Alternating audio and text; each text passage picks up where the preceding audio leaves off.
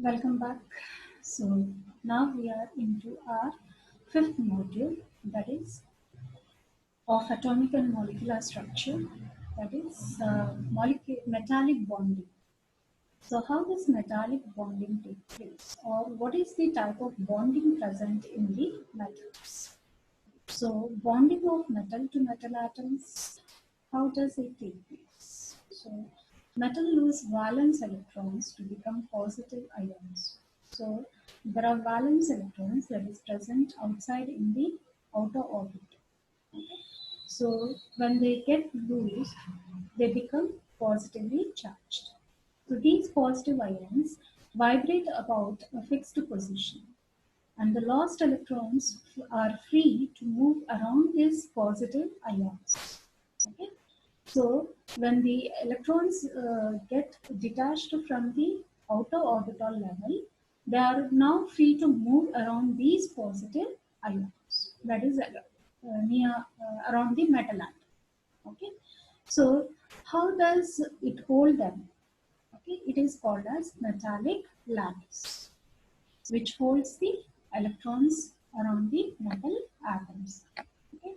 So metallic bonding is usually described by the electron C model.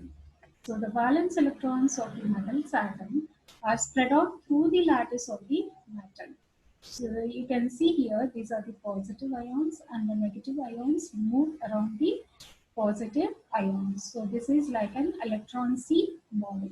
So essentially, all the valence electrons belong to all the atoms in the substance. Now, what are the different properties of the metal? That is, I think the electrostatic forces of attraction held them together in the metallic lattice. Okay. Now, coming to the properties of the metal. So, all of you know that metallic properties are they are conductors of electricity, they are conductors of heat, then they are malleable, ductile, lustrous, then they have high melting point, they have high boiling point, and the metallic bonding can explain all of these properties. Okay? So the bonding of the metals explain all these properties of the metals. Right. Now, coming to valence bond theory. So this is taken from the Twitter slides. Okay. So the valence bond theory was proposed by Hitler and London to explain the formation of covalent bond, okay, using quantum mechanics. So later on, Linus Pauling improved this theory by introducing the concept of hybridization. Okay. So valence bond theory assumes that all bonds are localized bonds formed between two atoms by donation of electron from each atom. So each atom donates an electron which forms a bond between the two atoms. So it describes the covalent bond formation as well as electronic structure of the molecules. So this theory assumes that electrons occupy atomic orbitals of individual atoms within a molecule, and that the electrons of one atom are attracted to the nucleus of the another atom. Suppose if there are two atoms present besides, okay, so the electrons present in this atom will be attracted to the nucleus, because in nucleus we have the protons, right? So these gets attracted towards the protons of the nucleus of the another atom. Okay. Similarly, the bonds are formed. So covalent bond is formed by overlapping of two half-filled valence atomic orbitals of two different atoms. So the electrons in the overlapping orbitals get paired and confined between the two nuclei of the two atoms. So the electron density between the two bonded atoms will increase due to overlapping. So this confers the stability of the molecule. Because of the overlapping of the atomic orbitals, there will be some stability within the molecule. Greater the extent of overlapping, stronger is the bond formed. So the direction of covalent bond is along the region of overlapping of atomic orbitals. That is, covalent bond is directional in nature. Okay? So the direction of the bond is along the region of overlapping of the atomic orbitals. Now, there are two types of covalent bonds based on the pattern of overlapping. So that is, all of you know that sigma bond and pi bond. So sigma bond is a covalent bond formed via linear overlap of two orbitals. So if there is linear overlap, that is horizontal overlapping, that is called as a sigma bond. Then pi bond is a covalent bond formed via parallel overlap of two orbitals, that is the vertical overlap. Okay, parallel. So you can just think horizontal and vertical. So this is linear and this is parallel.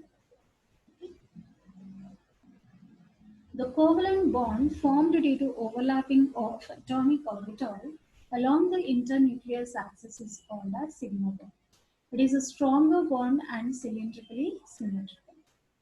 Depending on the types of orbitals overlapping, the sigma bond is divided into following types. That is sigma SS, sigma PP, and sigma SP. So SS can, that is two s orbitals can form sigma bond, or two p orbitals, that is px can form a sigma bond, or spx can form a sigma bond. Okay? So three sigma bonds can be formed. So this is the SS bond formation.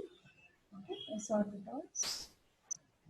Then this is the px bond formation. Okay, that is sigma pp, and this is the sigma sp overlap. Okay, that is sigma sp bond. Then pi pp bond formation. So pi bond is only pi pp bond formation. So the covalent bond formed by sidewise overlapping of atomic orbitals is called as pi bond. In this bond, the electron density is present above and below the internuclear axis. So it is a relatively weaker bond, and since the electrons are not strongly attracted towards the nuclear bonding atom. Okay. Now, coming to the hydrogen molecule as an example, we are taking. So we have one s orbital forming sigma ss bond. So two half-filled 1s orbitals of hydrogen atoms overlap along the internuclear axis, thus forming sigma ss bond. Now, this is the hybridization which we were saying by valence bond theory.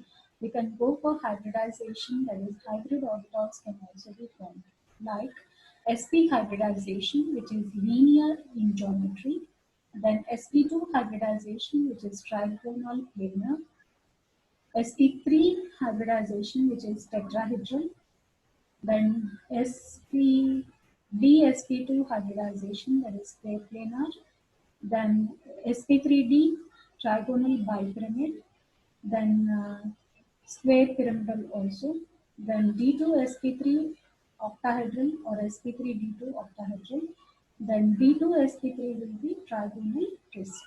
So all these are the hybridizations which are formed and their geometries along with examples, and their coordination numbers are given. Next, molecular orbital theory. So initially, this was developed by Robert S. Millikan. The bonding between atoms is described. It provides answers to the more complex questions and allows one to predict the distribution of the electrons. It can in turn help predict molecular properties such as shape, magnetism, and bond order. So similarly, in molecules, atomic orbitals combine to form molecular orbitals which surround the molecule, that is bonding and anti-bonding. So molecular bonds have lower potential energy than in separate atomic orbitals, right? So thus electron prefers to stay in molecular bond. Then the principles are there should be equal number of orbitals, the order of energy should be the same, Then atomic orbitals of like energies only overlap, and then they follow both Pauli's exclusion principle and Hund's rule for filling up of orbitals. So you can see here, this is sigma bonding and this is sigma star anti-bonding. One nodal plane is formed. So you have sigma bonds, they are symmetrical about the axis, right? That may be sigma or sigma star. So sigma star represents anti-bonding, sigma represents molecular bonding molecular. Then pi bonds, the side-to-side overlap, which causes there no electron density along the axis, but there is density above and below the axis. Then bond order, how to find out? That is half into A minus B, where A is number of electrons in bonding molecular orbitals and B is number of electrons in anti-bonding molecular orbitals. So if the bond order is 0, then no bonds are produced and the molecule is not stable. For example, helium-2. Okay. If the bond order is 1, then it is a single covalent bond. For example, hydrogen. The higher the bond order, the more stable the molecule is. So, for example, you have nitrogen, which has triple bond, that is 3, and for oxygen, it is 2, that is double. Okay. So, these are the examples for this, and the stability of the molecule can be found out with the help of this bond order. And then coming to the magnetism, so if there are any unpaired electrons present, then it is called as paramagnetism. If there are no unpaired electrons present, then it is diamagnetism. So molecular orbital theory explains all these concepts. Thank you.